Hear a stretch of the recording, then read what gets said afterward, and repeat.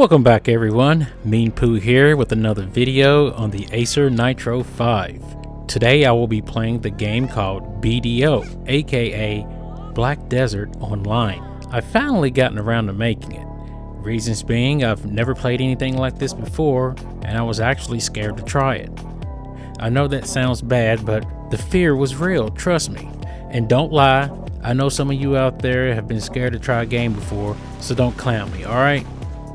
Now, Black Desert Online is a sandbox-oriented MMORPG, and it's made by the Korean video game developer Pearl Abyss. The game has been in development since 2010, entered closed beta testing in October of 2013, and released in North America in 2016. Before the game takes place, the four main areas, Calpheon, Serendia, Balanos, and Medea, are at peace. This all changes when the merchants from Valencia, an area in Medea that controls trade, starts to spread the Black Plague. Many people from around the world die due to this sickness. If people don't die, they sometimes get expelled due to paranoia. Eventually, the three main areas realize the enemy, Valencia. The three regions make an alliance and start a war. The war lasts 30 years and Medea profits the most. This is because Medea, during the war, harvests black stones and trades with everyone. After the war, the alliance slowly starts to trade with Valencia again. Tensions rise when the others discover that the importance of black stones. Desperate to gain wealth, the others start to search for the black stones. Calpheon has no area that harbors the precious black stones, and because of this, they start to steal from the others. This raises conflicts with Valencia due to Valencia's vast black desert that holds the black stones. The world of Black Desert is a complex set of systems that encourage investment from the player. Quest areas such as farms and cities don't just provide more things for you to kill, they also have plots capable of supporting buildings and workers. There are also two resources that govern this. The first is energy, which is used for nearly everything non-combat. Gathering resources, trading, building things, enhancing one's chances, or even discussing certain topics with NPCs requires this. Secondly, you have contribution points earned through quests, which allow them to activate nodes and invest energy and time into them. Renting buildings and hiring workers allows you to farm resources without doing it yourself, producing items and food items so you don't have to spend energy for it. Before you can begin playing, you have to pick your class. There are 16 of them, such as warriors, berserkers, tamers, ninjas, dark knights, and valkyries. Each have their own moves and vary in different degrees. You can see a small bio and a video of what the character can do at the bottom of the screen. I'm sure that will help some people out there to make a choice a little easier. You can't choose your gender, but it really doesn't matter. Really, it doesn't. I chose the witch character and made her something that I would want to look at. She's pretty, she's sexy. I made her reliable with her character attributes. The character design was very hard in my opinion. There are a ton of options for your character. You can change their hair color, wrinkles on their face, tattoos, hair length, hair ends, eyebrows, lips, ears, body, everything. It was quite extensive. Don't forget about the photo shoot at the end when you're finished. You gotta take a shot of your character. After that, you choose a name and a surname, and then you're off to choose a server to join. You can get quests from your NPCs or your little shadowy friend. Some are repeatable and some advance the story. I mostly played the ones that were suggested by the Black Spirit, which is your shadowy little friend. A lot of them that are suggested help you get a little working knowledge on how the world works, especially in how to engage the enemies. Something in common with all the quests is that they give you experience towards the many different aspects of the character. The combat is pretty dynamic and entertaining. I used the witch character. When starting the game, she uses lightning and earth powers. You move around with the W, A, S, and D keys, and of course the mouse. Using certain combinations, you can pull off different combos or use different types of magic or moves. If I happen to run out of magic or the specific spell is recharging, then I can rely on physical strikes with my staff. I also have a dagger. Hordes of enemies gather around you as you make your way along, dodging back and forth to avoid crippling smashes, and they will hit you if they get a chance. weaving through the crowd of enemies, and you will tear them apart. But this only goes so far as they get stronger as time goes on. During my time with the game, there were a lot of enemies. There are some weaker ones such as weasels. I guess they would be just an animal, but they will attack you. I went back to a weasel to see if that actually happened, because I swear when I first started that one weasel did attack me, and then when I tried to go back to that pasture, they were just, walking around, so they didn't attack me, but I'm pretty sure they did. The toughest ones that I fought against were the Ultra Imps and the Ultra Imp Fighters. There are some bosses when doing quests which you have to accept and then summon. They weren't that tough, and I managed to beat them on the first go around. Something to mention about this game is when another character that may be doing the quest that you just finished fails at a boss battle, you can actually see it unfold. It also displays it in the upper middle of the screen. Speaking of failing, if you die, you won't lose your items or inventory like in Dark Souls. You'll just lose a little bit of experience.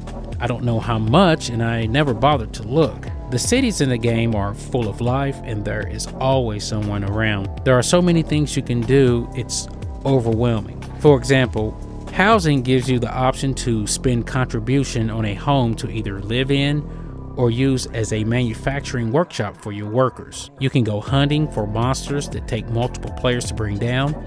You can go fishing. You can start cooking, which produces various consumables that provide buffs over an extended period of time. As you progress, your cooking levels will become more efficient and gain the ability to create better dishes. Almost like The Sims. You ever played The Sims and you got to read the books, and the more you read the books, you get more efficient and you stay full longer? About like that. Illegal trading is also in the game, and while participating in illegal trading, you will get an icon appearing over your head to signify your actions to other players. Be warned, you most likely won't want to come across any random people while traveling in this fashion. There are many things to do that I can't go over. First, because I haven't done them. Second, I don't know how. And thirdly, I'm not strong enough or have enough experience. Inside the game, you can create clans, run with parties, or join a guild. Guilds can participate in sieges to claim nodes and regions. You even get new missions and work to acquire guild skills when you join. As your guild levels, you will receive skill points. These can be spent to unlock guild skills. Guild skills offer a wide variety of bonuses such as additional damage, accuracy, improved experience gains, and much more.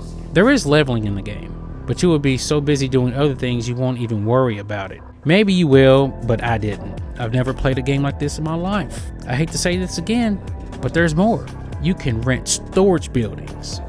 You can buy a house and put furniture in it. You can go to the market and sell things, or go to a trader and trade. It's just too much. I'm not trying to make this game sound like it's the best MMO RPG out there, but it's the first one I've ever played, and it's pretty decent. I've seen bad and good reviews for this game. I can understand some of the remarks, such as being complicated. Hell, I haven't even started a chat with anyone yet. There is constant info thrown at you all over the screen, from what's going on at the top and the chat window on the left. Before I forget, just know that the voice acting is not all that and can come off sometimes as cheesy. It wasn't a big put off, and it was just with the few conversations that I had, nothing more. I purchased this game for $5, and it's been well worth it. I can't really say much else about it because lack of knowledge. It's just I haven't done it. I haven't put that much time into the game to even get far. I'm only on level 20, 21 or 22. So moving on to the performance of the Acer Nitro 5, I'm going to make this sweet and simple. No matter what setting I chose, it never went under 35 FPS. That's right, 35. And you know that counter in the top left corner that shows the FPS? Well, guess what? Even though it shows a lower frame rate while I was playing this game, it always felt like it was running at 60 FPS a majority of the time. It did dip down a little bit, but on the playback, it looked phenomenal. No skipping or anything like that. Just look at the playback and you'll see. Temperatures were averaged on the highest setting, which was very high graphics and high textures. it was two buttons that you could choose, one for graphics and one for textures. GPU never went over 69C. The CPU mostly stayed in the lower 80s, and I did see it spike to 90 a couple of times. Not bad, especially when it's not even undervolted. If you are a fan of RPGs, you should try it out. I know I just touched the surface with this game. There are a lot of things that I know nothing about. What little I've played, I would definitely stick it out and try to learn a little bit more, with time permitting, of course. That's all I have for now. If you liked the video, thumb me up. If not, thumb it down. I'll see you in the next game. Meanpooh out.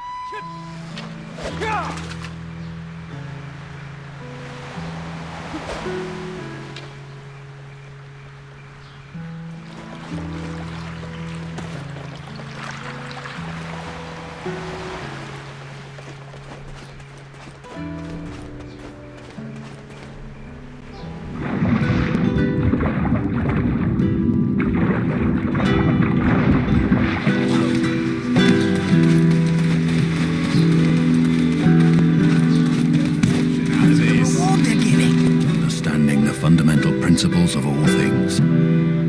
Everything exists based on... What's happening? Look, that staff is shaking. This device is supposed to react to black energy. And inquiry is never in vain.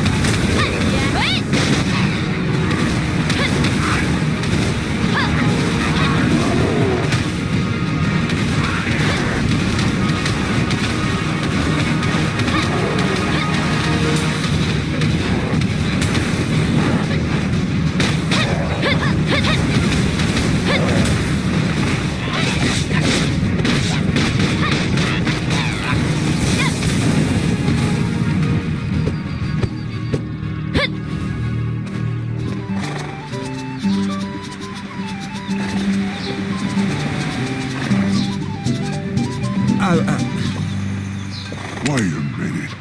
It looks like a trick. It's too small to make it look good. It's definitely long-lived. We'll try again tomorrow. What is it doing?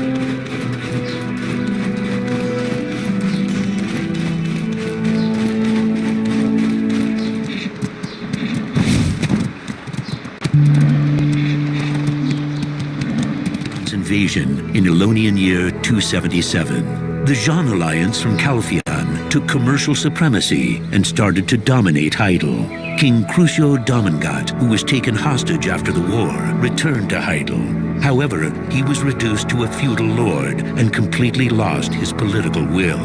Now, Grand Chamberlain Jorian Dukas is arising as a new leader. If you have a lot of stuff, leave it with me. Bobby Lauren, you've wasted my time. The deadline has passed. Whatever happens, my conscience will be clear. Wait and see. When I exact my price, I'll make you rue the day you were born. I told you, Grace would repay you soon. Trying to trick me again. You leave me no options. Give me the commercial authority or you will be taken to Pervious. Oh, God. Open those small eyes wide open.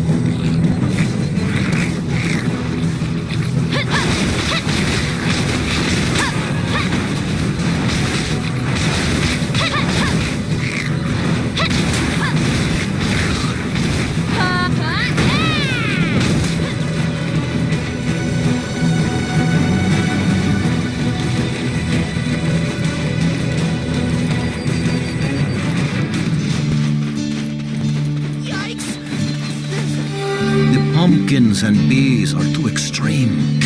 Although it's bothersome, please help me. This is a bad omen. Alejandro said I was urgently needed. I never imagined I'd find servants of darkness here. Says the sealed master is here. It can't be. And yet... Do you know something? No, but I know someone who can help us. Freyrel, the chief of Glish.